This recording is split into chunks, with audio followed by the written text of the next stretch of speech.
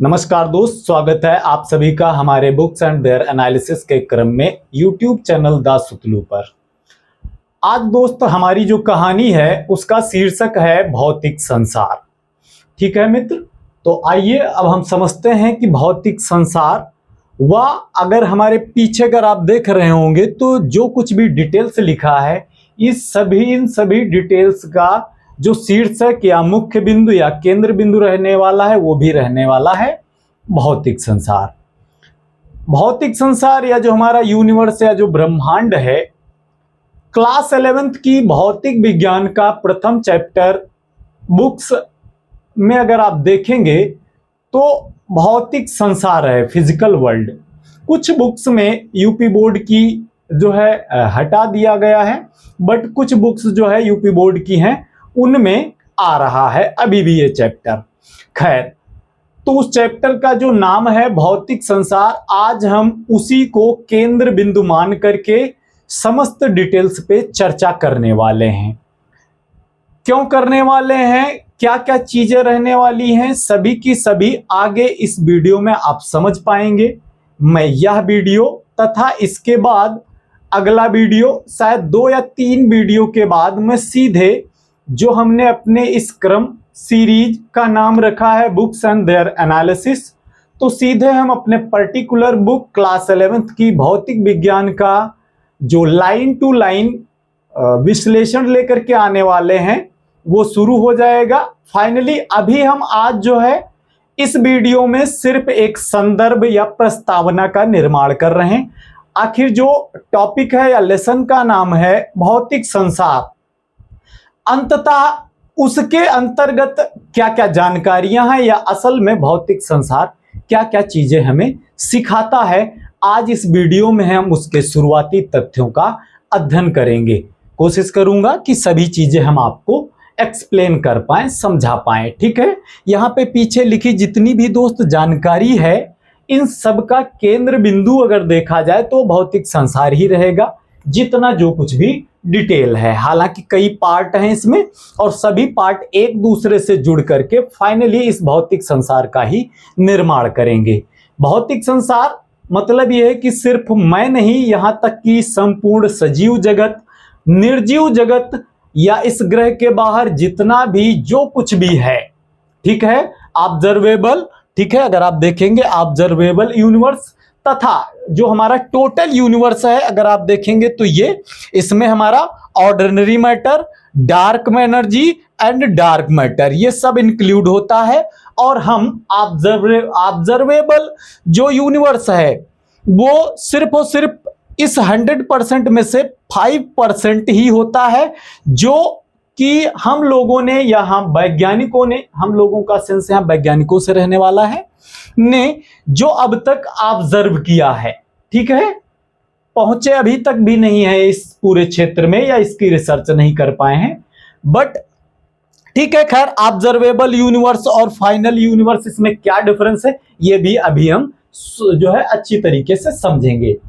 तो चलिए दोस्त, अब हम शुरू करते हैं। पहली बात तो ये कि हम कहाँ रहते हैं। हम रहते हैं दोस्त पृथ्वी नामक ग्रह पर। ठीक है, एक देश के, एक राज्य के, एक डिस्ट्रिक्ट के अंतर्गत एक तहसील और अंततः एक गांव में रहते हैं। ठीक है, अब इस तरीके से हम या अन्य जितने भी सजीव हैं वो सब, उनकी उपस्थिति क्या है क्या नहीं है, ये सभी चीजें आज इसमें डिस्कस हो जाएंगी।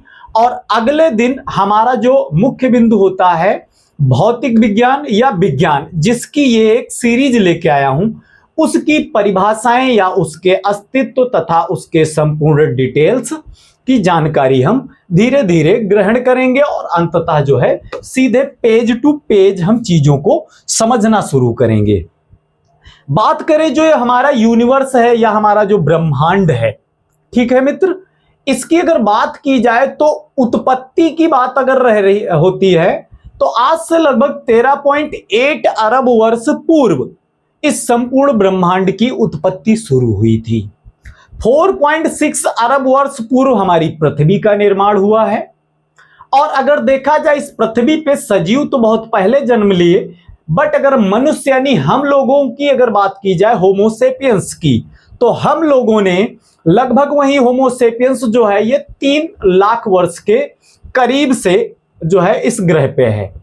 अच्छा, अब इसके पश्चात अगर देखा जाए तो इस मनुष्य ने आदि मानव की शुरुआत से लेकर आज तक के आधुनिक मानव के बीच इसने जो अध्ययन किया है, समझा है, सीखा है, यानी कि आग की खोज, पहिए की खोज इत्यादि से शुरुआत करते हुए इस मनुष्य ने आज इस संपूर्ण यूनिवर्स को कहां तक खोजा, हम आज इस बिंदु पे चर्चा कर रहे हैं मित्र। ठीक है, तो हम पहला वो बिंदु लेने वाले हैं जो आपकी क्लास 11th भौतिक विज्ञान के पहले चैप्टर में इन दो नामों को अवश्य अगर जो है मेंशन किया गया होता है। अगर देखें तो पहला है टॉलमी, दूसरे हैं कॉपरनिकस। इनके जो है सिद्धांत हैं, एक है जो है आपका जियोसेंट्रिक, दूसरा है हीलियोसेंट्रिक, यानी कि भू केंद्रीय सिद्धांत और सूर्य केंद्रीय सिद्धांत, इनको बताया जाता है। साथ ही हम अब आपको बता दें कि क्लास 11th के प्रथम चैप्टर भौतिक संसार से रिलेटेड, भले ही हम सीधे उस टॉपिक पे नहीं आए हैं, बट उसी को हम पूर्णतः समझने वाले हैं। कितनी चीजें हैं उस चैप्टर से अगर आप देखेंगे, सभी चीजें आपको उसी चैप्टर में मिलेंगी। मैं धीरे धीरे वहां आऊंगा। आज हम ये बात करेंगे कि अंततः हम जिस भौतिक संसार की बात करते हैं वो असल में है कितना, कहां तक विस्तारित है, कब उत्पत्ति हुई। ठीक है, तो मनुष्य हमने बताया ना कि धीरे धीरे जो है, अब पहले हाँ एक चीज बता रहे थे, अगर आप देखेंगे तो आपको दो चीजें कतई आपको मिलने वाली हैं। दो चीजें नहीं, अभी काफी चीजें भी हम बता रहे हैं। ठीक है, पहली बात अगर आप यहां पर देखेंगे, gravitational force, electromagnetic force, strong nuclear force, week nuclear force, ये चीजें आपको डिटेल्स में मिलेंगी इसी चैप्टर में। ठीक है, इसके साथ ही अगर हम बात करेंगे, ठीक है, ये बल कब उत्पन्न होते हैं उसके लिए भी यहां पे हमने चर्चा की है। ठीक है, तो ये उसी चीजों से संबंधित है। फिर उसके बाद में अगर हम आ जाएं तो हमारे पहले चैप्टर में कुछ ये जानकारी वहीं से ली गई है। दूसरी चीज टॉलमी, कॉपरनिकस, ठीक है, बाकी ये केपलर, गैलीलियो, न्यूटन, ये सभी के सभी आते हैं इस चैप्टर में। ठीक है, यहां तक कि हमने जो है कुछ ही वैज्ञानिक यहां पे लिए हैं, बट आपके इस चैप्टर में बहुत से वैज्ञानिकों के तथा उनके शोध कार्य वो किस देश से हैं, कहां से हैं, इन सब पे डिटेल्स में शॉर्टकट में आपको उसी चैप्टर में दिया गया होता है। फाइनली आइए अब हम शुरुआत करेंगे कि कैसे मनुष्य ने आज जो ये हम पीछे जानकारी लिखे हैं, इस जानकारी तक मनुष्य कैसे पहुंचा। तो अगर बात की जाए वैज्ञानिकों में, तो सबसे पहले हमारे वैज्ञानिक हैं टॉलमी, हम इनको मेंशन कर रहे हैं। टॉलमी आते हैं और वो ये बताते हैं कि जो पृथ्वी है वो इस संपूर्ण ब्रह्मांड के केंद्र में है, बाकी सभी ग्रह इत्यादि जो कुछ भी है वो इसके चारों ओर है और इसके चारों ओर गति करता है। ठीक है, ओके भाई, ये सिद्धांत अंततः निरस्त हुआ, क्योंकि उसके बाद दूसरे एक वैज्ञानिक आते हैं कॉपरनिकस, और ये बताते हैं कि पृथ्वी जो है सेंटर में नहीं है बल्कि सूर्य सेंटर में है और इसके चारों ओर पृथ्वी तथा शेष सभी ग्रह जो है इसके चारों ओर गति करते हैं। ठीक है भाई, अच्छा, अब इस तरीके से फिर उसके बाद में केपलर आते हैं। भाई लोगों ने बताया कि गोल गोल इसके चारों ओर घूमते हैं, बट जब केपलर आते हैं वो ये बताते हैं कि जो ग्रह हैं सभी वो गति जिस प्रकार की कर रहे हैं उस गति का नाम होता है दीर्घवृत्ताकार गति, यानी कि जितने भी ग्रह हैं वो सूर्य उस दीर्घ वृत्ताकार पथ के फोकस पे स्थित होता है सूर्य। ठीक है, मतलब केपलर आकर के ग्रहों के गति के नियम देते हैं। ठीक है, फिर उसके बाद में गैलीलियो आते हैं, वो भी इसी पर आधारित जो है वैज्ञानिक जो अंतरिक्ष से संबंधित प्रेक्षण या जानकारियां प्राप्त करते थे, तो वो आते हैं मित्र, तो वो बनाते हैं एक दूरदर्शी। दूरदर्शी क्या है? एक ऐसा उपकरण जिसकी सहायता से हम बहुत दूर पे स्थित वस्तुओं को आसानी से साफ और अच्छे तरीके से देख सकते हैं। ठीक है, ये दूरदर्शियां दो प्रकार की यहां हमने मेंशन की है, एक अपवर्तक, दूसरी परावर्तक। अच्छा भाई, यहां पे अपवर्तक और परावर्तक का मतलब मैं ये बता दूं मनुष्य की आंख के द्वारा जब किसी वस्तु को देखा जाता है, यानी किसी वस्तु का जो प्रतिबिंब मनुष्य की आंख की रेटिना पे बनता है मित्र, तो उस वस्तु से प्रकाश की किरणें या तो परावर्तित होकर के कहीं से तब आंख की रेटिना पे पहुंचती हैं, या फिर जो है वो प्रकाश की किरणें अपवर्तित होकर के तब हमारी आंख की रेटिना पर प्रतिबिंब का निर्माण करती है। अर्थात मनुष्य किसी वस्तु को देख पाने में सक्षम तब होता है जब वस्तु से आने वाली प्रकाश की किरणें परावर्तित या अपवर्तित होकर के आए। तो इस प्रकार गैलीलियो ने अपवर्तक दूरदर्शी बनाई इस ब्रह्मांड को देखने के लिए, पृथ्वी के बाहर कौन से ग्रह कहां कहां कैसे उपस्थित हैं, किस प्रकार की वो गति कर रहे हैं। यानी कि ये वैज्ञानिक वो हैं जो सभी के सभी इस अंतरिक्ष या मतलब इस हमारे ब्रह्मांड के बारे में जो है जानकारी देते हैं। ठीक है, तो अपवर्तक दूरदर्शी का मतलब यह है कि प्रकाश की किरण जब किसी अपवर्तन के पश्चात होकर के आंख की रेटिना पे चित्र का निर्माण करे तो वो दूरदर्शी अपवर्तक, और परावर्तक यानी प्रकाश की किरण वस्तु से चल करके परावर्तित होकर के उसके पश्चात तब जो है उसका प्रतिबिंब बने। ठीक है, उसके बाद आते हैं हबल। अब हबल की जानकारी हम बाद में करेंगे। फाइनली यहां पे अगर आप देखें तो मैं एक उद्देश्य की तरफ बढ़ रहा हूं कि अंततः मनुष्य का मस्तिष्क जब इस लेवल पे काम करने लगा कि उसे जरूरत पड़ी कि अंततः हम इस ब्रह्मांड में, इस ग्रह पे या कहां पे उपस्थित हैं। ठीक है, तो इसी तरीके से आप लोगों ने कभी एक कविता पढ़ी होगी, मुझे अब क्लास तो भूल गया हूं किस क्लास में वो चलती थी, चिड़िया का संसार, है ना। चिड़िया इस कविता में जो है कहती है, वो अपने उद्देश्य की बात करती है जो, या उसके दिमाग में जो उसकी इच्छा है कि संसार कैसा है ना। सबसे पहले क्या कहती है, जब मेरा घर अंडे जैसा था आकार तब मैं यही समझती थी बस इतना सा ही है संसार। फिर मेरा घर बना घोंसला सूखे तिनकों से तैयार तब मैं यही समझती थी बस इतना सा ही है संसार। जब मैं दूर तक डालियों और शाखाओं पे जहां फैली थी सुकुमार तब समझ में आया, यानी कि अब चिड़िया जो है उस पेड़ की डालियों पे, मैं कविता को करेक्ट नहीं मुझे इस समय याद है, तो जब वो चिड़िया डालियों पे पहुंचती है तब उसे लगता है कि जो पेड़ ही है जितना उतना ही है संसार। बट फिर आगे जो है अगर आप देखेंगे तो चिड़िया का आगे कविता है कि जब मैं दूर तक उड़ी पंख पसार तभी समझ में आया बहुत बड़ा है यह संसार। तो मित्र इस कविता में चिड़िया के विचारों का जो उद्देश्य है कि यह संसार कहां तक फैला है, मेरा भी आज इस वीडियो में उद्देश्य यही है, और उम्मीद है अंत तक इस वीडियो के हम इस बात को कंफर्म कर लेंगे। तो यहां तो हमने ये बताया कि मनुष्य ने जब सोचना प्रारंभ कर लिया कि ब्रह्मांड कैसा होगा, तो यहां की ये शुरुआत, इसमें से दो वैज्ञानिक तो आपके इस चैप्टर में इन्वॉल्व ही होते हैं। ठीक है, बट असल में क्या है, अब हम बात करेंगे कि ये ब्रह्मांड कब उत्पन्न हुआ, उसके शुरुआत से अब तक की कहानी को हम समझेंगे। तो अब हम बात करें, वैसे तो इस संपूर्ण ब्रह्मांड की उत्पत्ति से संबंधित कई वैज्ञानिकों ने अपने अपने सिद्धांत प्रस्तुत किए।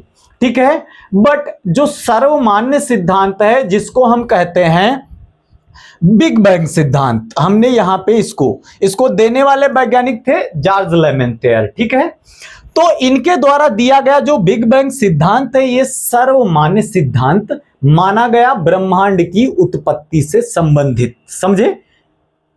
आइए दोस्त, तो अब अगर हम बात करें तो इस सिद्धांत के अनुसार आज से लगभग 13.8 अरब वर्ष पूर्व एक अत्यंत सूक्ष्म कण था, और इस कण का नाम क्या था? विलक्षणता, सिंगुलरिटी। ठीक है, इसका नाम ये इसलिए दिया गया क्योंकि इसके अंतर्गत कुछ जो भौतिक अवस्थाएं इस कण की जो थी उनकी विशेषता इस प्रकार है कि इस कण का जो ताप था अनंत था, सीमा ही नहीं कितना ताप है। दाब जो था वो भी अनंत था। अगर बात करें घनत्व की, डेंसिटी, तो वो भी अनंत था। ठीक है, अगली बात अगर करें गुरुत्वाकर्षण की, वो भी अनंत था। यानी जिस कण का गुरुत्वाकर्षण बल अनंत हो, सुपर ग्रेविटेशनल फोर्स से जो लैस हो, वो चीज विलक्षणता या सिंगुलरिटी के अंतर्गत आती है। दूसरी चीज हमने यहां पे मेंशन की है कि आयतन को हमने दिखाया है टेंड्स टू 0, अर्थात इस कण का जो आयतन था, है ना, बताया ना कि अत्यंत सूक्ष्म ये कण था, ठीक है, तो लगभग शून्य तो नहीं था बट 0 की ओर अग्रसर था। इस विलक्षणता या सिंगुलरिटी नामक कण में 13.8 अरब वर्ष पूर्व इन भौतिक अवस्थाओं की उपस्थिति के कारण अचानक कॉस्मिक इन्फ्लेशन, मतलब ये कण फट जाता है। इतनी व्यवस्थाएं इसमें उपस्थित थी जिस कारण ये अचानक जो है फटता है, और इसके पीछे जो कारण दिया जाता है कि ये कण क्यों फटा, तो वो है कॉस्मिक इन्फ्लेशन। कॉस्मोलॉजी है ना, अंतरिक्ष से संबंधित जानकारियों का अध्ययन कॉस्मोलॉजी के अंतर्गत या स्पेस टेक्नोलॉजी इत्यादि चलता है स्पेस साइंस के अंतर्गत, ठीक है। तो कॉस्मिक इन्फ्लेशन के कारण ये कण फटा, भौतिक अवस्थाएं ये थी, ठीक है। तो फटने के पश्चात इस ब्रह्मांड की उत्पत्ति हुई है। इसको तो अब आप आगे हम अभी बता रहे हैं, पर ध्यान दें हमने इधर ये दो चीजें लिखी हैं।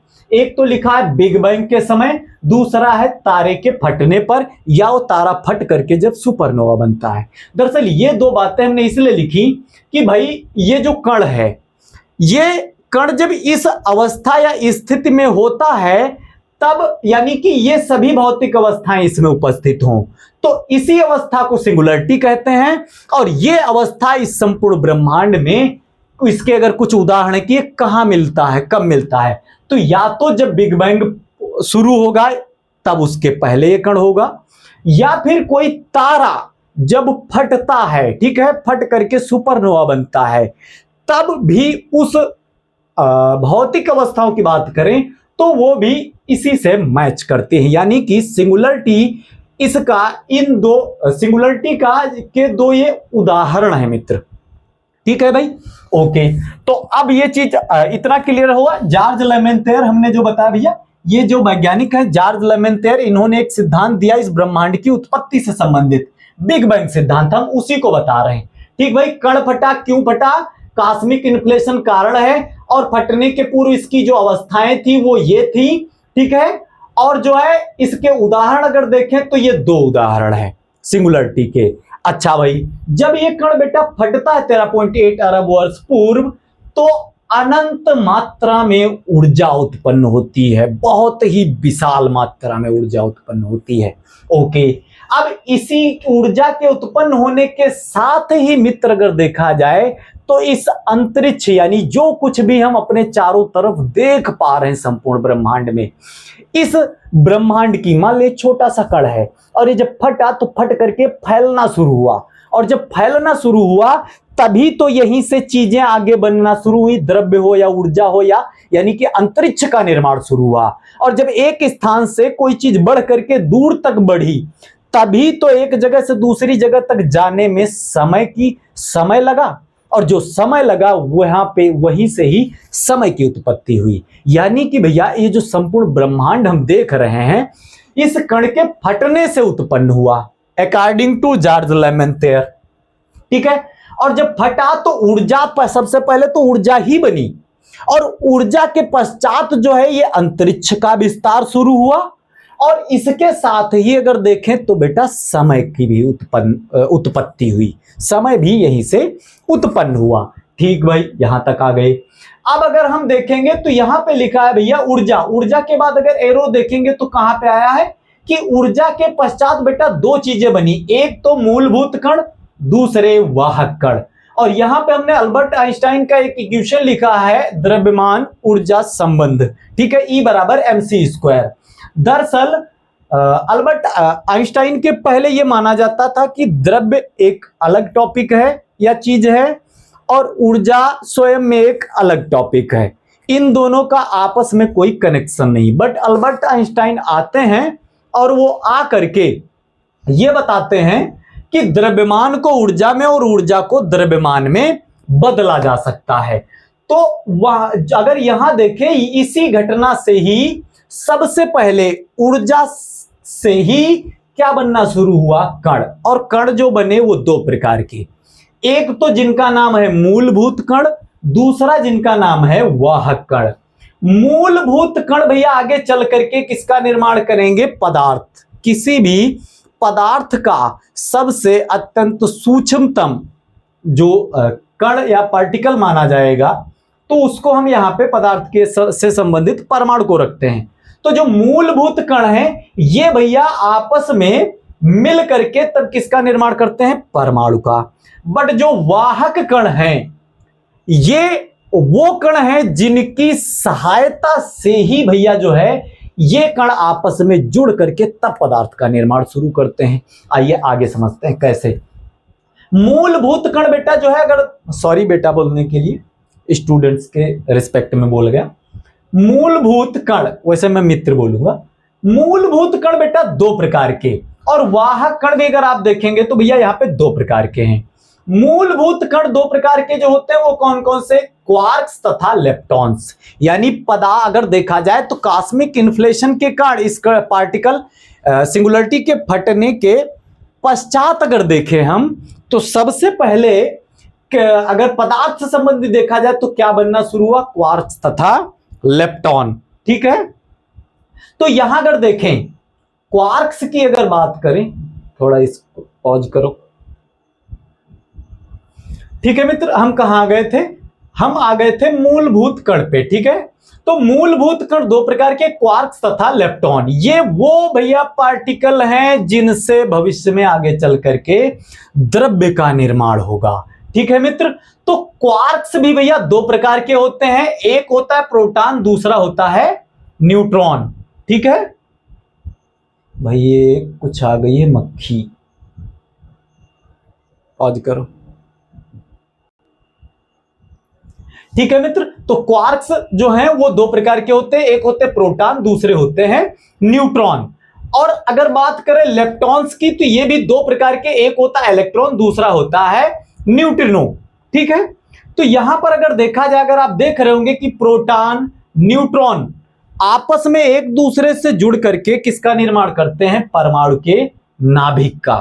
ठीक है, और दूसरी अगर हम बात करें, अगर नाभिक के चारों ओर कक्षाओं में अगर इलेक्ट्रॉन भी सम्मिलित हो जाएं तो निर्मित क्या होता है?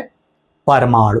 ओके भाई, यहां अगर आपने देखा होगा कि परमाणु के केंद्र में जो नाभिक बना वो प्रोटॉन और न्यूट्रॉन से मिलकर बना है, और प्रोटॉन और न्यूट्रॉन जिस बल से एक दूसरे में बंध करके नाभिक का निर्माण करते हैं उस बल का नाम होता है मित्र स्ट्रॉन्ग न्यूक्लियर फोर्स। ओके, कक्षा 11 की भौतिक विज्ञान की किताब में इन सब पे डिटेल्स में जानकारी लिखी है। ठीक है, दूसरी चीज, अब दूसरा जो ये वीक न्यूक्लियर फोर्स है इसकी अगर बात करें तो नाभिक, अगर यहां देखें न्यूट्रॉन और प्रोटॉन मिलकर के परमाणु के केंद्र में नाभिक का निर्माण कर रहा है, बट अगर इसके साथ ही जैसे ही इलेक्ट्रॉन न्यूट्रॉन और प्रोटॉन के बीच लग रहा है नाभिकीय बल, स्ट्रॉन्ग न्यूक्लियर फोर्स। ठीक है, बट नाभिक अगर देखा जाए, हमने यहां पे मेंशन किया कि प्रोटॉन धनावेशित पार्टिकल है, पॉजिटिव चार्ज से है ना, और न्यूट्रॉन जो है ये इस पे किसी भी प्रकार का कोई आवेश नहीं होता है, इसलिए हमने इस पे n नॉट कर दिया है ना, 0। ठीक है, इलेक्ट्रॉन ऋणावेशित होता है, न्यूट्रिनो आवेश रहित होता है। ठीक है, ओके, तो अब देखा जाए तो नाभिक अगर देखा जाए न्यूट्रॉन प्रोटॉन से बना, इसके ऊपर उपस्थित जो आवेश आएगा वो धन आवेश आएगा। न्यूट्रॉन पे कोई आवेश नहीं, प्रोटॉन पे धन आवेश है, तो पूरे नाभिक पे आवेश कौन सा रहेगा? धन आवेश। ओके, अब इलेक्ट्रॉन जो बेटा कक्षाओं में इनके चारों ओर जो होते हैं, ये इलेक्ट्रॉन नाभिक के आकर्षण बल से ही जो है उसके चारों ओर गति करते हैं, जिसे हम वैद्युत चुंबकीय बल, इलेक्ट्रोमैग्नेटिक फोर्स कहते हैं। ओके, जब किसी भी पदार्थ से, तत्व से, ठीक है, एक अल्फा कण या बीटा कण उत्सर्जित होता है या बाहर निकलता है, तो उस स्थिति में क्या होता है? वीक न्यूक्लियर फोर्स, यानी रेडियो एक्टिव जो तत्व होते हैं उनसे जो अल्फा डीके, बीटा डीके है ना, गामा रे डीके, ये जो होता है ये वीक न्यूक्लियर फोर्स के कारण होता है। हालांकि जो गामा रे है वो ऊर्जा होती है, ठीक है, बट अल्फा कण हीलियम एटम होता है, बीटा कण इलेक्ट्रॉन होता है। ठीक है, अच्छा आइए हम फिर से यहीं पे आ जाते हैं, थोड़ा सा बैक होंगे। ऊर्जा से क्या बना भैया? ऊर्जा द्रव्यमान में परिवर्तित हुई। दो प्रकार के कण बने, मूलभूत कण, वाहक कण। मूलभूत कण दो प्रकार के, क्वार्क्स तथा लेप्टॉन्स। क्वार्क्स के अंतर्गत जो है जो मटेरियल था वो प्रोटॉन और न्यूट्रॉन था, जो किसी परमाणु के केंद्र में नाभिक का निर्माण करेगा।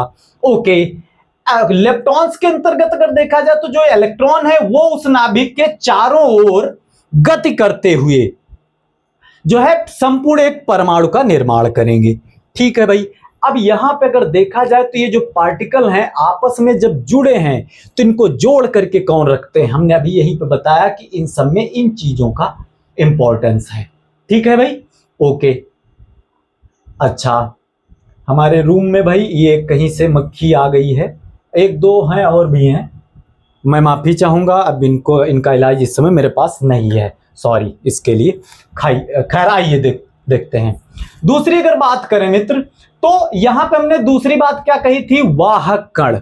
वाहक कण वो कण थे जिनके द्वारा, जैसे अगर हम बात करें कि दो पिंडों के बीच गुरुत्वाकर्षण बल लगा, तो इन दोनों के बीच गुरुत्वाकर्षण बल का लगना प्रारंभ कैसे हुआ, इसके पीछे जो है अगर बात की जाए तो ग्रेविटान इन दोनों वस्तुओं के बीच में आना जाना या इंटरचेंजिंग जो इनके बीच शुरू होती है, ठीक है, जब तक नहीं होगी तब तक जो है इसके अंतर्गत दोनों वस्तुओं या पदार्थों के बीच ये बल नहीं लगेगा।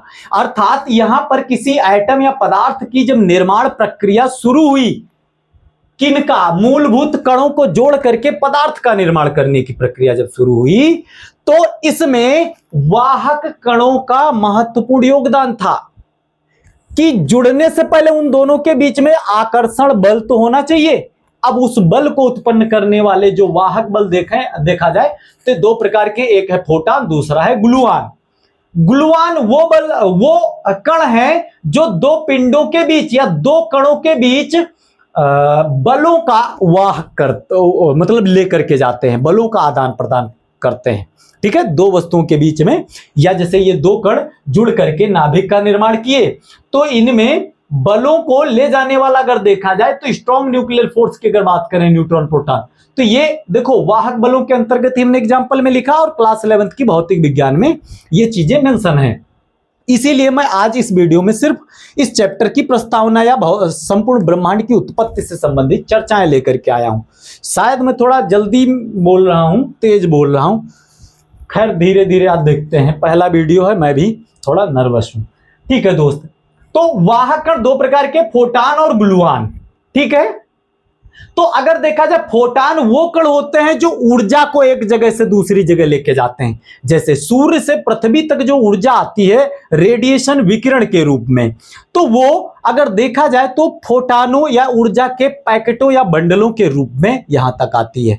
प्रकाश की किरण अगर देखा जाए तो उसको भी प्रकाश की परिभाषा दो व्यक्त अगर देखें आप क्लास इंटरमीडिएट में अगर आप देखेंगे, पढ़ेंगे, तो वहां पे जो है आपको एक वैज्ञानिक हाइगेंस, जिनका तरंग सिद्धांत है प्रकाश की किरण से संबंधित, है ना, और दूसरा है एक कणिका सिद्धांत, और इसके बाद में एक और आते हैं प्लांक का सिद्धांत, जिसमें यह बताया जाता है कि ऊर्जा एक स्थान से दूसरे स्थान तक ऊर्जा के पैकेटों या बंडलों के रूप में चलती है। तो वो जो पैकेट या बंडल होते हैं वो यही होते हैं फोटॉन। ठीक है, ये ऊर्जा को एक जगह से दूसरी जगह तक ले जाते हैं। और ग्लूऑन जो हमने बताया, ये वो पार्टिकल होते हैं जो दो वस्तुओं या कणों के बीच में आकर्षण बल को लेकर के आते हैं। ठीक है, ओके, अब हम थोड़ा एक बार फिर से रिपीट कर लेंगे मित्र। यहां पे अगर देखें, ध्यान दें, मूलभूत कण जो पदार्थ का निर्माण करेंगे, लेकिन निर्माण होने के टाइम पे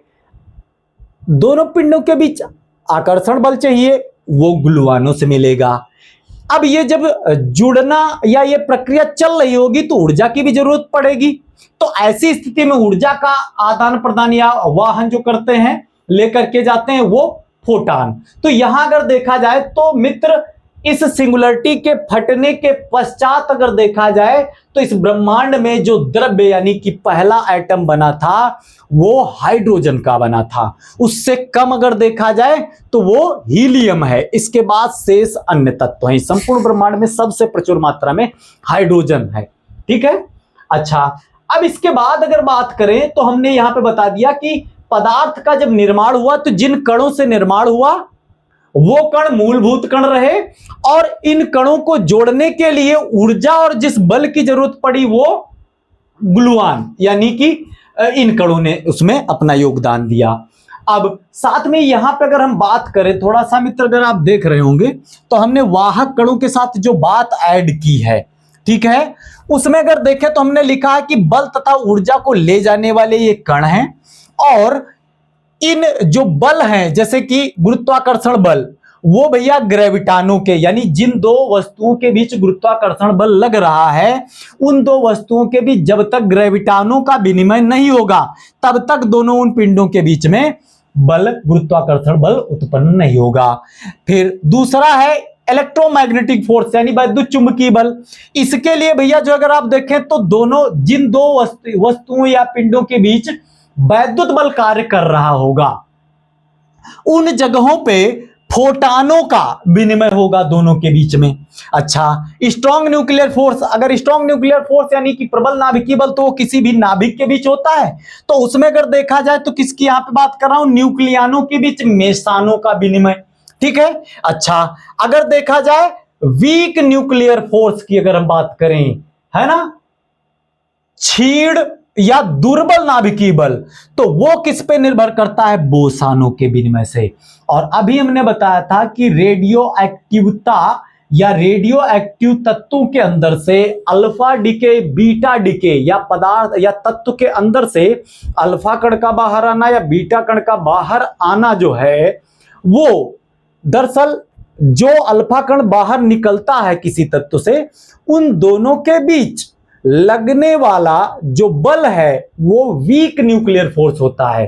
अर्थात उस परमाणु के अंदर का जो नाभिक है वो उस पर जो है बड़ा कमजोर बल लगा पाता है, और जिस कारण से ही वो जल्दी से, कमजोर बल के कारण ही वो उससे अलग होकर के दूर हो जाते हैं, ठीक है। इसीलिए यहां पे मेंशन किया गया है weak nuclear force, alpha decay and beta decay. इन सभी चीजों पे डिटेल में आएंगे, अभी इस कहानी को आप सुनते जाएं, सभी चीजें समझ में आएंगी।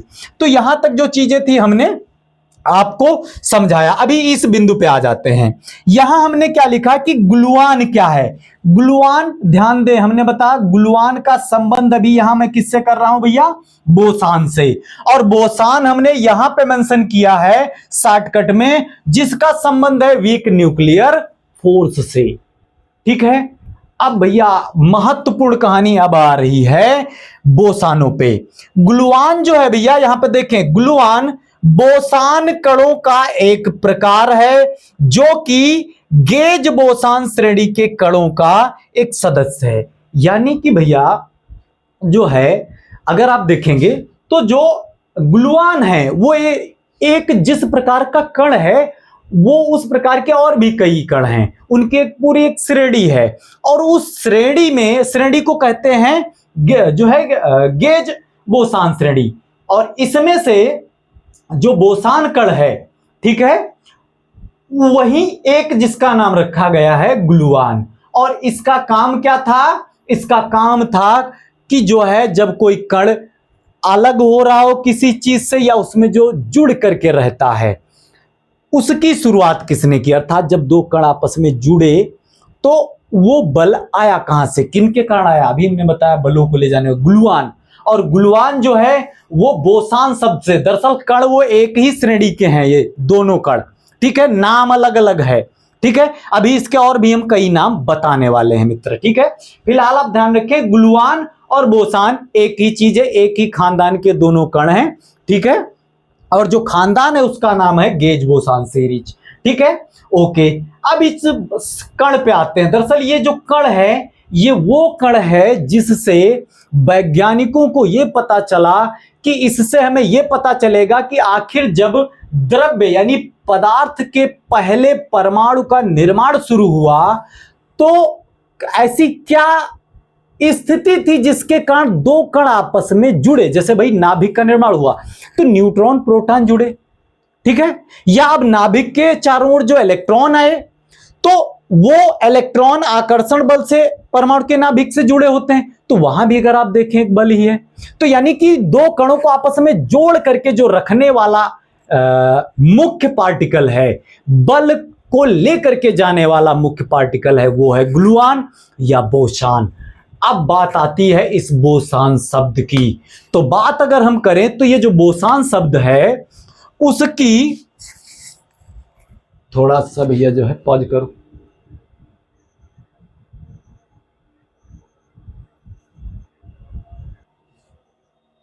चलिए मित्र, हम बात कर रहे थे बोसान, और बोसान क्या है? ग्लूऑन श्रेणी, मतलब बोसान कणों की एक श्रेणी है, उसमें से ही एक बोसान कण होता है जिसका नाम ग्लूऑन यहां दिया जाता है।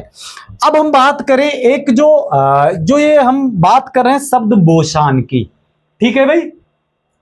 इस कण का नाम, यानी कि वह कण जिसने सर्वप्रथम पदार्थ बनने की प्रक्रिया की जब शुरुआत की हुई, तो वहां उसने मुख्य अहम रोल निभाया कि पदार्थ की उत्पत्ति से संबंधित। तो वो जो कण था वो बोसान था। इसका नाम बोसान क्यों पड़ा? तो इसके पीछे अगर बात करें तो हमने यहां पे एक फैक्ट दिया है बोसान कण। तो एक भारतीय वैज्ञानिक जिनका नाम था सत्येंद्रनाथ बोस और दूसरा था अल्बर्ट आइंस्टाइन। ये दो वैज्ञानिक थे, एक भारतीय और एक विदेशी, ठीक है। इन दो वैज्ञानिकों के द्वारा दी गई इस कण से संबंधित, यानी कि इन दोनों लोगों ने अपनी एक थ्योरी दी और उस थ्योरी में एक कण का जिक्र किया, और जो वो कण था वो यही कण था, यानी कि वह कण जिसने इस द्रव्य के निर्माण या शुरुआत होने में मुख्य अहम रोल निभाया दो कणों को जोड़ने के लिए, ठीक है।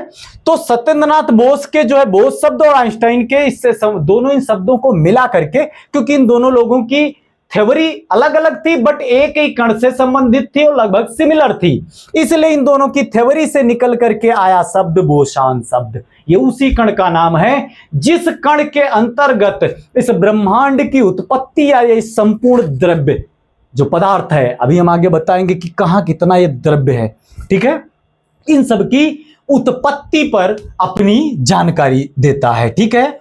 ओके, तो ये बोसान शब्द की जानकारी तो दे दी, लेकिन ये कहानी कहां से शुरू हुई, थोड़ा इसके पहले अभी बैक होते हैं। हमने मित्र जो है अगर देखें तो इस इधर की कहानी में हमने द्रव्य का निर्माण कर लिया, यानी कि एक प्रथम परमाणु की उत्पत्ति कर ली, और परमाणु एटम एक प्रकार का क्या है? द्रव्य ही है। तो द्रव्य तो हमने बना लिया। ओके, अब यहां पर आ जाएं। यहां अगर देखें नोट में हमने लिखा है कि ऊर्जा से उत्पन्न मूलभूत तथा वाहक कण, यानी कि ऊर्जा से उत्पन्न हुए मूलभूत कण और वाहक कण, ठीक है, अपनी उपस्थिति के कारण द्रव्य का निर्माण करते हैं। ये पदार्थ बना, परमाणु है ना, द्रव्य का निर्माण करते हैं। तथा अगर हम इसके साथ में ऊर्जा के साथ जो अंतरिक्ष बना था और समय बना था, इसको भी अगर ऐड करें, है ना, तथा अंतरिक्ष व समय के साथ मिलकर संपूर्ण ब्रह्मांड या यूनिवर्स का निर्माण करते हैं, क्योंकि ये संपूर्ण ब्रह्मांड और यूनिवर्स जो है ये द्रव्य और ऊर्जा से ही तो बना है।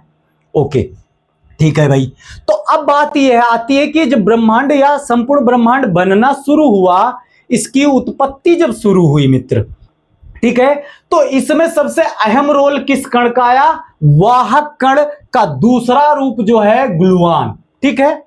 अब आइए, अब हम बात करते हैं 1993 में एक वैज्ञानिक जिनका नाम है लियोन लेडरमैन, ये आते हैं और एक पुस्तक लिखते हैं और उसमें जिक्र करते हैं उसी कण का जिस कण के द्वारा इस ब्रह्मांड की उत्पत्ति संभव हो पाई, या जिस कण में इस वैज्ञानिक ये मानते हैं कि जिस कण में इस ब्रह्मांड की उत्पत्ति के रहस्य या संपूर्ण राज छिपे हुए हैं, उस कण को ये वैज्ञानिक अपनी किताब में गॉड पार्टिकल देते हैं, और एक प्रकार की जो है वहां पूरे देश में इस पर चर्चा शुरू हो जाती है। और ये लियोन लेडरमैन जिस कण की बात कर रहे थे, ठीक है, गॉड पार्टिकल की, वो वही कण है जो बोसान कण है, सत्येंद्रनाथ बोस और आइंस्टाइन के द्वारा जो थ्योरी दी गई। यानी कि बोसान कण यानी वह कण जिसमें ब्रह्मांड की संपूर्ण उत्पत्ति का रहस्य या राज छिपा है, उस पे एक तो सत्येंद्रनाथ बोस वैज्ञानिक हैं, दूसरे अल्बर्ट आइंस्टाइन हैं, अब तीसरे का जिक्र मैंने लियोन लेडरमैन का लेकर के आ गया हूं मैं, ठीक है। और ये भी आकर के जो है किस चीज की बात करते हैं, उसी कण से संबंधित उसी पे चर्चा करते हैं। ठीक है भाई, ओके।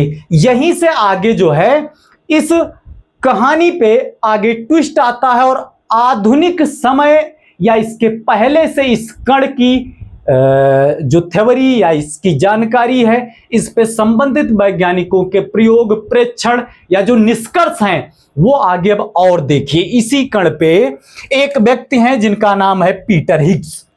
वो आते हैं और बताते हैं, दरअसल पीटर हिग्स आकर के जब इस कण की चर्चा करते हैं तो उस कण का नाम दे देते हैं अपने ही नाम से, हिग्स बोसान। दूसरी चीज और कहते हैं कि ये वो कण हैं, ये जब जुड़ना शुरू होते हैं तो ये ऐसे नहीं जुड़ते, इसके लिए जैसे वैद्युत चुंबकीय क्षेत्र होता है ना, इलेक्ट्रिक फील्ड, या वैद्युत क्षेत्र, चुंबकीय क्षेत्र है, इलेक्ट्रिक फील्ड या मैग्नेटिक फील्ड है ना, जैसे क्षेत्र होते हैं उनमें उनका अपना प्रभाव होता है। उसी तरीके से इन्होंने हिग्स पार्टिकल, हिग्स बोसान कण, ठीक है, तथा इन कणों के जुड़ने के पीछे जो रहस्य देते हैं कि एक फील्ड है, क्षेत्र है, और इस फील्ड के अंतर्गत जो कण आकर के आपस में जुड़ते हैं, दोनों कणों का और इस क्षेत्र का, दोनों का जो है आपस में मिला जुला रूप रहता है और तब जाकर के जो है कण जुड़ना शुरू होते हैं। इसको थोड़ा अलग से अगर समझें तो ये समझें कि पीटर हिग्स के द्वारा दी गई जानकारी में जो हिग्स फील्ड है वो समझिए कि एक प्रकार का मधुमक्खी का छत्ता है जिसमें अलग अलग बहुत से जो है छिद्र बने हैं, ठीक है, अपने आकार के। और उन छिद्रों में आकर के जैसे मान लें कि मधुमक्खी अपना अंडा रखती, बट यहां पे अगर माने तो हिग्स बोसान या वे कण उन अपनी विशेष जगहों पे जाकर के ही सेटल होते हैं। तो उम्मीद है ये बात समझ में आई होगी कि पीटर हिग्स क्या समझाना चाह रहे थे, कि ये एक प्रकार का फील्ड है, ठीक है, और इस फील्ड में जो कण आते हैं वो इसके असर से ही वो आपस में जुड़ना शुरू होते हैं। तो ये पीटर हिग्स की भी हमने कहानी बता दी की, ठीक है, और उसी कण की यहां भी बात हो रही है। अब आइए जरा देखें कि हमारे इस बोसान कण पर, यहां तक तो कहानी बढ़ करके आ गई। अब 2008 से हम बात करते हैं। अगर देखा जाए तो दुनिया में सबसे बड़ा जो एक्सपेरिमेंट यहां पे इस चीज से संबंधित किया गया, जिसका नाम है जो है LHC महाप्रयोग। और यह प्रयोग इसीलिए वैज्ञानिकों के द्वारा किया जा रहा था ताकि इस ब्रह्मांड की उत्पत्ति से संबंधित संपूर्ण जानकारियां व अन्य तथ्य या फैक्ट या इससे रिलेटेड जितनी भी वास्तविक जानकारी है वो प्राप्त हो सके। तो इसलिए वैज्ञानिक मिल करके कहां के, आइए अब हम इसको बताते हैं। जो हालांकि इसमें जो है दो कणों की बात की जाएगी, एक तो एटलस में मिलने वाला और CMS में। और इस पे अगर हमने बात की कि जिस वैज्ञानिक की बात की वो है ब्रायन कॉक्स, ठीक है। इस प्रयोग का नाम क्या था, लार्ज हाइड्रोजन कोलाइडर, ठीक है। इस प्रयोग में हो क्या रहा था, इस प्रयोग में प्रोटॉनों को प्रकाश के वेग से आपस में कोलाइडर मतलब टक्कर कराई जा रही थी, ठीक है। अच्छा, ये प्रयोग कौन करवा रहा था, प्रयोग किस लिए किया जा रहा था, सिर्फ एक कण की उत्पत्ति के लिए कि देखें वो कण मिलेगा या नहीं मिलेगा, उसकी उत्पत्ति और उस पर उससे संबंधित जानकारी की अगर वो कण हम प्राप्त कर लेते हैं तो ब्रह्मांड की उत्पत्ति से संबंधित अन्य बहुत से राज भी हम प्राप्त कर लेंगे, ठीक है। तो इसलिए अगर देखा जाए तो European Organization for Nuclear Research के अंतर्गत सर्न, ठीक है, जो एक संस्था है, और यह संस्था अगर बात करें तो फ्रांस तथा स्विट्जरलैंड की सीमा पे जेनेवा में स्थित है, ठीक है, जहां पे प्रयोग किया जा रहा था। और इस प्रयोग में अभी आपको हम और भी काफी चीजें बताने वाले हैं। और यह प्रयोग इसीलिए मित्र किया जा रहा था कि ताकि हम बोसान कण, यही ग्लूऑन या बोसान कण की हम उत्पत्ति कर लें, ठीक है। अगर इसको उत्पन्न कर लेंगे तो हम ये पता कर सकेंगे, वैज्ञानिकों की ये जो विचार थे, कि ब्रह्मांड से उत्पत्ति से संबंधित अन्य जानकारियां प्राप्त हो सकेंगी, ठीक है। तो आइए अभी इस प्रयोग से संबंधित कुछ जानकारियां क्या है, देखो कहां पे था, जेनेवा में, ठीक है। और जो है सर्न, ये अमेरिकी कंपनियां हैं, ठीक है, European Organization for Nuclear Research, ये मतलब बहुत बड़ी कंपनी है, ठीक है, इससे संबंधित। अच्छा, अब ध्यान दें, यहां पे हमने क्या लिखा है कि 111 प्लस देश, यानी इस प्रयोग में 111 देश व उनसे संबंधित वैज्ञानिक व उनकी जानकारियां ली जा रही थी। ठीक है, 10,000 से अधिक इस प्रयोग में वैज्ञानिक कार्य कर रहे थे और ये प्रयोग 2008 से लेकर के 2008, फिर उसके बाद में 2012 और फिर उसके बाद में 24 और उसके बाद में अगर आगे देखा जाए तो अभी जो है इसको पुनः एक बार फिर से जो है स्टॉप कर दिया गया और आगे बताया जा रहा है कि ये प्रयोग पुनः अब जब रिस्टार्ट होगा दोबारा से, तब जो है ये 2030 में। ठीक है, यानी कि लार्ज शटडाउन इसके 3 हो चुके हैं। ठीक है, आइए इस प्रयोग की जानकारी। 111 देशों से अधिक देश सम्मिलित थे, उनके वैज्ञानिक सम्मिलित थे, 10,000 से अधिक वैज्ञानिक इसमें कार्य कर रहे थे।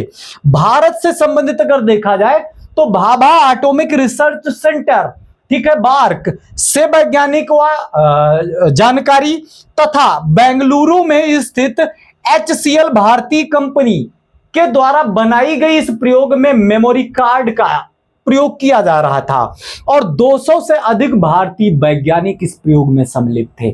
और आइए जानते हैं इस प्रयोग से संबंधित, और ये प्रयोग क्यों किया जा रहा था? सिर्फ इसलिए कि हम उस बोसान कण को उत्पन्न कर पाए और पता कर पाए कि किस कारण से द्रव्य का निर्माण शुरुआती लेवल पे शुरू कैसे होता है, किसी भी पदार्थ में द्रव्यमान कैसे आता है, द्रव्य की शुरुआत कैसे होती है। यहां पे मुख्य उद्देश्य तो यही है। ठीक है, ओके।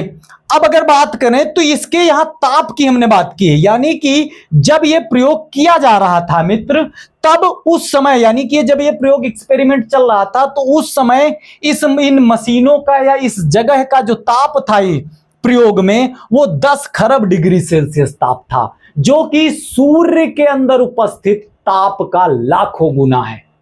अंदाजा लगाएं कहां पे हो रहा था, ये जिनेवा के अंदर हो रहा था। कैसे कंट्रोल कर रहे होंगे? ओके, साथ में ही 10 अरब डॉलर अमेरिकी, ठीक है, ये तो पैसा तो लगना ही था, मेंशन हमने कर दिया। अब इसी प्रयोग में अगर हम बात करें भैया जो है, अब भाई ये प्रयोग क्यों किया जा रहा था कि बोसान नामक कण को हम पकड़ेंगे, उत्पन्न करेंगे और तब उससे जानकारी हम प्राप्त करेंगे, दिखेगा तो हम जानकारी हमें उससे जाहिर सी बात प्राप्त होंगी। तो जब ये किया जा रहा था तो इसी प्रयोग के अंतर्गत 2 मशीनें लगी थी, एक मशीन एटलस, दूसरी का नाम CMS। 2 मशीनें हमने मेंशन की हैं।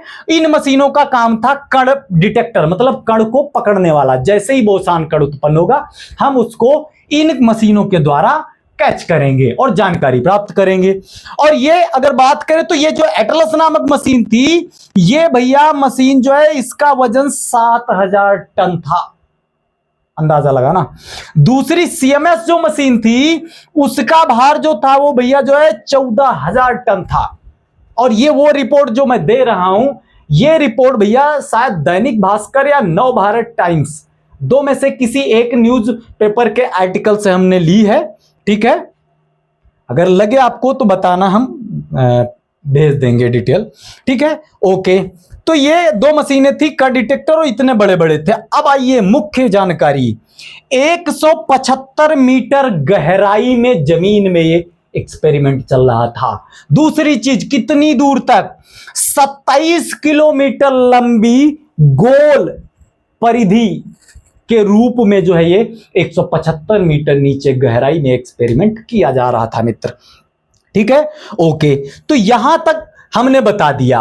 अब अगर हम बात करें मित्र, तो यहां पे जो कुछ भी हमने जो अब आपको बताया है, ये हमने ये बताया कि ब्रह्मांड की उत्पत्ति इस कण के फटने से शुरू हुई। जो ये मैं नहीं बता रहा हूं, ये जो वैज्ञानिकों का सर्वमान्य सिद्धांत रहा है, ठीक है, जॉर्ज लेमेंतेर दे रहे थे इसकी पुष्टि, है ना, बिग बैंग सिद्धांत इसको कहते हैं। ठीक है, अब ये यहां से इस सिद्धांत के अनुसार ये कण फटा, कण फट करके द्रव्य बना, पदार्थ बना, और ये सब बन करके पूरे संपूर्ण धीरे धीरे ब्रह्मांड बना, और ये फैलता ही जा रहा है। ठीक है, और आज तक, और इससे संबंधित यानी कि ये बिग बैंग सिद्धांत कितना सत्य है और कितना दी गई जानकारियां सही नहीं है, ये कंफर्म करने के लिए ही तो ये सब वैज्ञानिक जो है और ये प्रयोग हम यहाँ पे डिस्कस किए, ये सब उसी से संबंधित कि हाँ ये सही है या नहीं। ठीक है, उसी पे काम चल रहा था। अब आइए, तो फाइनली बेटा कण फटा, कण फट के ऊर्जा बनी, ऊर्जा से जो है द्रव्य बना, और जब द्रव्य बना तो उसके साथ अगर अंतरिक्ष और समय को सम्मिलित कर ले तो हमारा संपूर्ण यूनिवर्स बन गया। ओके भैया, अब जो यूनिवर्स बना है वो बेटा इसमें 3 भाग हैं यूनिवर्स का। अगर सबसे ज्यादा भाग बात करें तो यह है 68% डार्क एनर्जी का, दूसरे की अगर बात करें तो वह डार्क मैटर 27%, अब बचा कितना 5%। तो अब यहां पे बहुत ही महत्वपूर्ण बात है भैया, इस संपूर्ण जो यूनिवर्स बन करके इतना संपूर्ण ब्रह्मांड बन करके तैयार हुआ है मित्र, इसका लगभग 68 और 27% वो हिस्सा है जिसको वैज्ञानिकों ने सिर्फ कल्पना की है कि वो हो सकता है, अभी प्राप्त नहीं कर पाए। तो फिर कौन से यूनिवर्स की अब तक बात कर रहे थे जिसको हम अब तक गिनाते आ रहे हैं भैया? उसी यूनिवर्स का 5% जो हिस्सा है जिसको हम कहते हैं ऑर्डिनरी मैटर, वो जिसका दूसरा नाम है सामान्य पदार्थ या बैरियोनिक सबस्टांस, हम लोग सिर्फ उसके यानी कि 68% डार्क एनर्जी और डार्क मैटर। यहां एक चीज और समझिएगा, डार्क का मतलब क्या है और सामान्य का मतलब क्या है। डार्क का मतलब जिसको वैज्ञानिक या किसी भी प्रयोग के द्वारा किसी मशीन के द्वारा अब तक पुटअप नहीं किया गया। रीजन क्या है? क्योंकि वैज्ञानिकों के पास जो भी विज्ञान की जानकारियां हैं वो सभी की सभी बेटा जो है, अगर भैया जो है मित्र जो है, वो सभी जानकारियां किससे संबंधित हैं? सामान्य पदार्थ से। क्योंकि सामान्य पदार्थ जो है वो विद्युत के साथ या विद्युत क्षेत्र के साथ या चुंबक या चुंबकीय क्षेत्र के साथ तथा प्रकाश यानी कि ऊर्जा के साथ रिएक्ट करता है। इस कारण ही उसको तो ऑब्जर्व कर पाए हैं हम लोग, या जिसको हम अपनी ज्ञानेंद्रियों के द्वारा देख पा रहे हैं। समझ है ना मित्र? तो और ये ऑर्डिनरी मैटर की बात है, ध्यान रखिएगा। ये सिर्फ ब्रह्मांड जितना भी वैज्ञानिक है ना, जो कुछ भी आज के बाद अगर देखें हम, और भी वैज्ञानिक जितना भी पहुंच जाएंगे वो सब जहां तक पहुंच जाएंगे वैज्ञानिक, या मतलब millions light year, billions trillion light year दूर किसी भी ग्रह पे पहुंच जाएंगे, अगर उसको हम अपने यहाँ के चीजों की तरह उससे हम टच कर पा रहे हैं, छू पा रहे हैं, यानी द्रव्य की परिभाषा के अंतर्गत अगर वो आ रहा है तो वो सामान्य बैरियोनिक सबस्टांस के अंतर्गत आएगा, ऑर्डिनरी मैटर के अंतर्गत आएगा, है ना? क्योंकि ये इलेक्ट्रिसिटी के साथ, मैग्नेटिज्म के साथ और लाइट के साथ ये सबस्टांस रिएक्ट करता है। इस कारण ही मित्र ये पदार्थ जो है सामान्य बैरियोनिक, या यही तो है द्रव्य और ऊर्जा मिलकर के जिसको हम ऑब्जर्वेबल यूनिवर्स कहते हैं, वैज्ञानिकों ने जिसे अब तक खोजा। लेकिन ये जो डार्क एनर्जी और डार्क मैटर कह रहे हैं ये वो मैटर है मित्र या दोस्त या भैया जो किसी भी चीज के साथ रिएक्ट ही नहीं कर रहा है। इसलिए ना तो वैज्ञानिक अब तक इस ऊर्जा तक नहीं पहुंचे हैं और एनर्जी तक नहीं पहुंचे। तो अब आपके दिमाग में क्वेश्चन आएगा, जब उसे टच नहीं कर पाए, छू नहीं पाए, किसी प्रयोग प्रेक्षण के द्वारा महसूस नहीं कर पाए हैं, तो कैसे वैज्ञानिकों ने कह दिया कि ये उपस्थित है, और वो भी 68 और 27? तो बात यह है कि जिस प्रकार से अभी हम यहां पे आपको बताएंगे कि जो ये जितने बड़े बड़े सौर मंडल, ग्रह, उल्कापिंड, धूमकेतु, आकाशगंगा, है ना, नेबुला, या ये जो भी चीजें हैं, इन सबको चलाने के लिए जितनी ऊर्जा की जरूरत चाहिए मित्र इस यूनिवर्स में, वो ऊर्जा ये जो 5% में से है, उतने से इतने विशालकाय व्यवस्थाओं को संचालित नहीं किया जा सकता। ये ऊर्जा तो कम है। तो इसका मतलब जाहिर सी बात कोई अन्य पदार्थ जरूर है और कोई अन्य ऊर्जा अवश्य है। डार्क मैटर से वो गुरुत्वाकर्षण बल इन सभी आकाश गंगाओं को चलने के लिए मिलता है, और चलने के लिए जो ऊर्जा की जरूरत होती है इतने सबके लिए, वो डार्क एनर्जी से आती है। बट अब तक ऑब्जर्वेबल में नहीं है ये। तो ऑब्जर्वेबल में जो आप लोग हम बताएं, अगर जैसे हमने यहां डिस्कस ना, संपूर्ण ब्रह्मांड अगर देखा जाए तो द्रव्य और ऊर्जा से ही मिलकर के बना है। अंतरिक्ष और समय को साइड में करेंगे, वो सब उसी में आ जाएगा, है ना?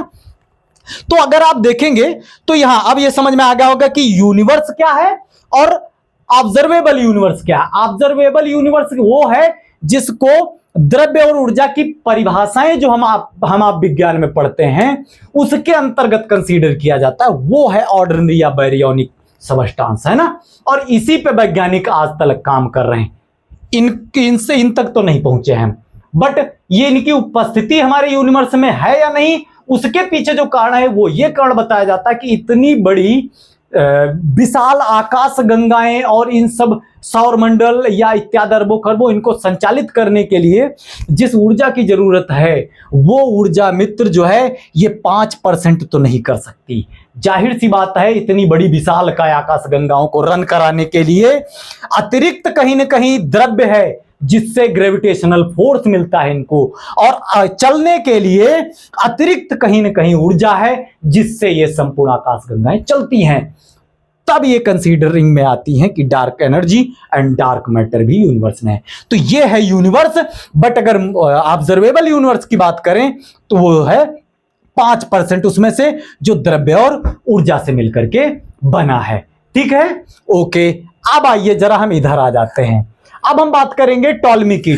जब हमने बताया कि 13.8 अरब वर्ष पूर्व जब बेटा कण फटा, ठीक है, कण फट करके जब ये संपूर्ण ब्रह्मांड विस्तारित होकर के आधुनिक युग में जो बन करके आया है, अब तक फैल करके आया, और हबल के अनुसार ये प्रतिसरण का सिद्धांत यही कहता है कि ब्रह्मांड आज भी फैल रहा है। हबल के नाम पे या हबल के द्वारा जो जानकारियां, उस आधार से इन्होंने जो अपने सिद्धांत में बात कही उसको ऑब्जर्व करने के लिए वैज्ञानिकों के द्वारा जो है हबल टेलीस्कोप बनाया गया, समझ गए, और उससे पता किया गया कि आज भी दो ग्रहों, पिंडों या आकाश गंगाओं इन सब के बीच में दूरी बढ़ रही है या नहीं बढ़ रही है, और इस सभी चीजों में ये चीजें प्राप्त हुई कि आज भी हमारा ब्रह्मांड फैल रहा है। चलिए यहां से बात करते हैं। टॉलमी आते हैं, वो कहते हैं कि सूर्य पृथ्वी केंद्र में और सूर्य इसके चारों ओर गति करता है। फिर कॉपरनिकस आते हैं कि नहीं, सूर्य केंद्र में पृथ्वी उसके चारों ओर, वह अन्य ग्रह गति कर रहे हैं। फिर उसके बाद में कैपलर आते हैं, वो ये बताते हैं कि ये जो ग्रह सूर्य या तारे के चारों ओर गति कर रहे हैं वो किस प्रकार से गति कर रहे हैं। ओके, गैलीलियो आते हैं, वो अपनी अपवर्तक दूरदर्शी बना करके और ब्रह्मांड का जो है निरीक्षण करना शुरू करते हैं और अपनी जानकारी देते हैं कि कहां तक कैसा क्या है। फिर न्यूटन परावर्तक दूरदर्शी से ग्रहों और इन सभी चीजों की जानकारी देते हैं, या सौरमंडल या ब्रह्मांड से संबंधित अपनी जो कुछ भी है। उसके बाद में अगर देखें हबल, अब हम बताएं, यही बेटा हबल को हमने बताया था कि न्यूटन तक बता था, हमने तक कहा था कि अब हबल के लिए हम पहले यहां से शुरू करेंगे। तो बात यह है कि हबल का जो सिद्धांत है वो प्रतिसरण सिद्धांत है। ठीक है भाई, प्रतिसरण सिद्धांत का मतलब यह है कि ब्रह्मांड जब यहां से फटा और फट करके ये तुरंत फैलना शुरू किया, और आज जितना विस्तारित संपूर्ण ब्रह्मांड है फैल करके तैयार हुआ है, बना है, ठीक है, ये आज भी फैल रहा है और अंततः प्रेक्षणों में भी यही निर्धारित भी हुआ। ठीक है, तो अब तो जॉर्ज लेमेंतेयर का जो सिद्धांत है वो अब तक तो भैया सर्वमान्य ही चल रहा है। ओके, भविष्य में आगे चेंज या बदलाव आ सकते हैं, विज्ञान निश्चित नहीं, धीरे धीरे आगे बदलाव पूर्ण भी रहती है। ठीक है, ओके। अच्छा, अब बात करें जो बिग बैंग सिद्धांत हम बता रहे थे, इसमें बताया कि ये कण फटा, फट करके संपूर्ण आज जो देखने इतना संपूर्ण ब्रह्मांड बना और ये फैलता चला गया। तो जब जॉर्ज लेमेंतेयर के सिद्धांत को यहां तक हमने जो है क्लियर कर लिया, तो उसके साथ एक दूसरे वैज्ञानिक जिनका नाम है एलन संडेज, इनका सिद्धांत का नाम क्या है, स्पंदमान सिद्धांत। और ये अपने सिद्धांत में ये बताते हैं कि जब ब्रह्मांड की शुरुआत हुई, ठीक है, हम कण फटा, तो फटने के पश्चात इस ब्रह्मांड में विस्तार शुरू हुआ, और शुरू हुआ तो कब तक होगा, कहां तक होता चला जाएगा। जब हमारे दिमाग में इस तरह का क्वेश्चन आएगा, कभी रुकेगा ये फैलाव या नहीं रुकेगा, तब यहां पे हमें अध्ययन करने की जरूरत होती है एलन संडेज के सिद्धांत की। यह सिद्धांत क्या बताता है, इसके अनुसार ये कण फटता है, फट करके ये फैलता रहेगा, फैलते फैलते ये फैलते हुए अंततः जो है ये लगभग 410 करोड़ वर्ष तक फैलेगा। ठीक है, जिसमें से 120 करोड़ वर्ष हो चुके हैं अगर देखा जाए इस बिग बैंग के, इस फटने के, और 290 अभी बकाया, यानी कि ये कण फटेगा और 410 करोड़ वर्ष तक ये फैलता रहेगा। ठीक है, और उसके पश्चात जब इस संपूर्ण ब्रह्मांड का विस्तार एक लिमिट के बाहर तक या निश्चित या लिमिटेड या अपनी एक सीमा तक हो चुका होगा, उसके पश्चात पुनः यह संपूर्ण ब्रह्मांड सिकुड़ना शुरू होगा और अंततः जो है पुनः सिकुड़ जाएगा। ठीक है, और एक सूक्ष्म कण में पुनः जो है लौट आएगा और उसके पश्चात फिर इस कण में जो है मतलब ये कण फटेगा और पुनः फिर से ये ब्रह्मांड नए बिग बैंग की शुरुआत करेगा। फिर से 410 करोड़ वर्ष तक ये कहानी चलती रहेगी। तो ये बात कहते हैं एलन संडेज। ठीक है भाई, ओके। अब हम कोशिश करेंगे कि यहां से अगर कोई चीज छूटी हो तो उस पर भी चर्चा कर दें। फाइनली आज हमारी जो कहानी थी उसका मतलब यहां पे ये था कि ये जो हम, हाँ अभी ये काफी चीजें छूटी हैं भाई, यहां तक बताया था। अब भैया इतनी देर हमने ये बताया कि ब्रह्मांड जो शुरू से लेकर के अब तक के बनना शुरू हुआ, बना। ठीक है, एक कण फटने से लेकर के आज विशालकाय आकाश गंगा, तारे, उल्का पिंड, धूमकेतु, क्षुद्र ग्रह, बौने ग्रह, है ना, एस्ट्रॉइड, ये सब बहुत कुछ बन चुका है ना। वैज्ञानिक भी अभी तक इसके पूरे किसी छोर तक नहीं पहुंच सके। तो एक नए तरीके से अब हम समझेंगे कि ये कहां तक फैला है। इतना तो समझ गए कि ये भौतिक संसार या जो यूनिवर्स है, ठीक है, ये कैसे उत्पन्न हुआ। आज की कहानी हमारी यही थी, भौतिक संसार की उत्पत्ति से संबंधित और उससे संबंधित मुख्य वैज्ञानिक और तथ्य भी जुड़े हैं इसमें। आइए अगर हम बात करें हम परिचय की, एक बार दिमाग में जैसे इस कहानी को देखें कि कहां तक, जैसे भी चिड़िया की एक कविता बताई थी ना, चिड़िया का संसार, वो दिमाग में कैसा सोचती है कि संसार कैसा है ना। धीरे धीरे जैसे ही उसका जानकारी विकास मतलब में जानकारियों और ज्ञान में वृद्धि होती, उसे पता चलता जाता है कितना बड़ा है। जैसे वैज्ञानिकों को भी जितना खोजते जा रहे हैं वो उनके लिए ऑब्जर्वेबल यूनिवर्स जो नहीं मिल रहा है ना, डार्क के अंतर्गत। तो अगर बात करें भैया सभी व्यक्ति, जैसे मैं एक गांव में रहता हूं और जिस गांव में रहता हूं उस जैसे 5-6 गांव मिलकर के किसका निर्माण करते हैं, ग्राम सभा का। ठीक है, और इस तरह की कई ग्राम सभाएं मिलकर के किसका निर्माण करती हैं, एक पोस्ट का। अब पोस्ट और इस तरीके के ये जो जानकारी या हम दे रहे हैं इसको आप एक क्षेत्र के रूप में माने, ताकि मैं आपके दिमाग में इस कहानी को इस प्रकार फिट कर पाऊं कि ये हमारा संपूर्ण ब्रह्मांड या भौतिक संसार कहां तक फैला है। ठीक है, इसलिए ये जानकारी यहां पे। ओके, तो हम गांव में रहते हैं, मेरे गांव के जैसे कई गांव मिलकर के ग्राम सभा बनाते हैं। इस तरीके की कई ग्राम सभाएं एक पोस्ट को जनरेट करती हैं। ठीक है, फिर जो है इस तरीके की कई मतलब पोस्ट या क्षेत्र मिल करके या ग्राम सभा ही मान ले मिल करके किसका निर्माण करते हैं, थाना का। इस तरीके की कई थाने और चौकियां मिल करके किसका निर्माण करती हैं, एक तहसील क्षेत्र का। इस तरह के कई तहसील क्षेत्र मिल करके तब तैयार होता है एक जिला। ठीक है, और कई जिला मिल करके तब बनता है प्रदेश एक, और इस तरीके के कई प्रदेश मिल करके तब बनता है एक देश। आइए जरा थोड़ा गौर करें। बात करें अगर हम अपने गांव की, तो गांव हमारा भैया है इटौवा। दूसरी बात अगर बात करें थाना की तो वो है मछरेटा। तहसील की बात करें तो वो है भैया जो है मिश्रिक। ठीक है, और जिला की बात करें अगर तो हम बात कर जो है वो है हमारा सीतापुर डिस्ट्रिक्ट। प्रदेश की बात करें तो वो है हमारा उत्तर प्रदेश। आइए अब थोड़ा गौर करना भाई कि इनमें क्या क्या सम्मिलित है, तब ये क्षेत्र के अनुसार ही विस्तार रखना अपने माइंड में आप लोग। ठीक है, ध्यान दे भाई।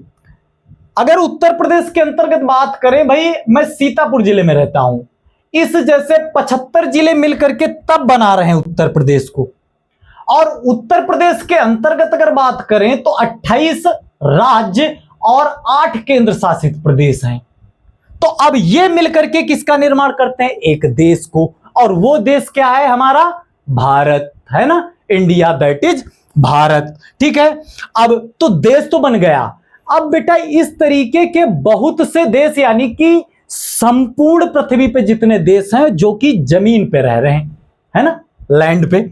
ठीक है, जो जमीन है, समंदर में तो भाई ऐसे ही कोई एक आध सामान्य बात है, बट समंदर में भाई सऊदी वगैरह ये सब तो भाई बनाए हैं अपना, पाम आइलैंड वगैरह दुबई, ठीक है। तो खैर समंदर नहीं, फिलहाल मनुष्य अपना जो वास करता है, निवास स्थान उसका जो है वो जमीन पे ही है। तो अगर हम बात करें तो हमारे भारत जैसे संपूर्ण देश अगर देखें तो लगभग 200 प्लस मान लें आप, क्योंकि यूनाइटेड नेशन के अंतर्गत 193 देश सम्मिलित हैं, ठीक है। यानी भारत एक देश, अब ध्यान रखिएगा 75 जिले मिलकर के एक प्रदेश, और इस तरीके के प्रदेश हमने कितने 28 राज्य और 8 केंद्र शासित मिलकर के तब बना हमारा भारत देश, है ना।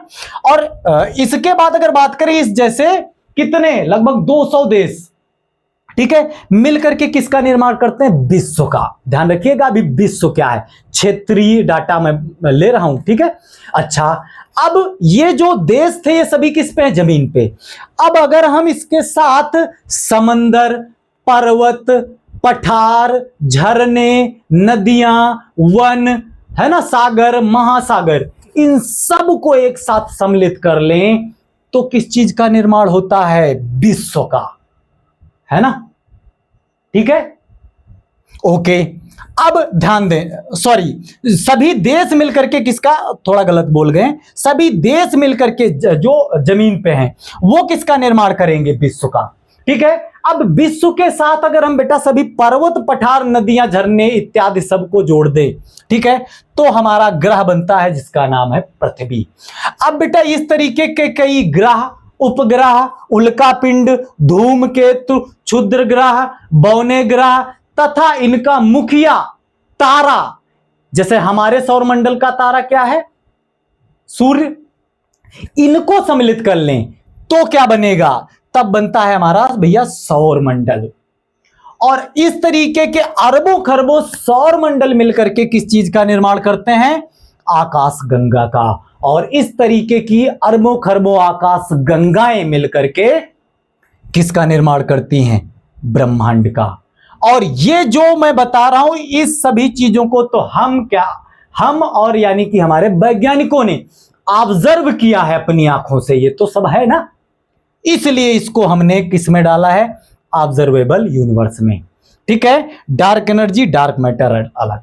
तो आज की जो हमारी कहानी थी वो कहानी मुख्यतः केंद्रित जो है थी भौतिक संसार पे या हमारे संपूर्ण यूनिवर्स या ब्रह्मांड। और इस कहानी में हमारा जो निचोड़ आया है वो ये आया है कि शुरुआत से जब से बनना ब्रह्मांड शुरू हुआ और अंततः आज तक अगर देखा जाए तो ये संपूर्ण ब्रह्मांड सिर्फ 2 चीजों से मिलकर बना है, द्रव्य और ऊर्जा, ठीक है मित्र। थोड़ा एक बार और हम देख लेंगे कि कोई पॉइंट छूटा तो नहीं है। हालांकि इन सभी चीजों पे हम, हाँ एक चीज और यहां पे बता देंगे, यहां पे हमने भैया बताया था कि जो वाहक कण है इनके अंतर्गत ये जो चीजें है ना, तो जैसे आप लोगों से अगर अचानक में, अगर आप विज्ञान के छात्र नहीं रहे, आपसे पूछा जाता है कि भाई ये संपूर्ण दुनिया, विश्व, ब्रह्मांड इसको किसने बनाया, आप लोग भाई अपने हिसाब से जिस धर्म के हैं बता देते हैं कि हमारे गॉड ने बनाया।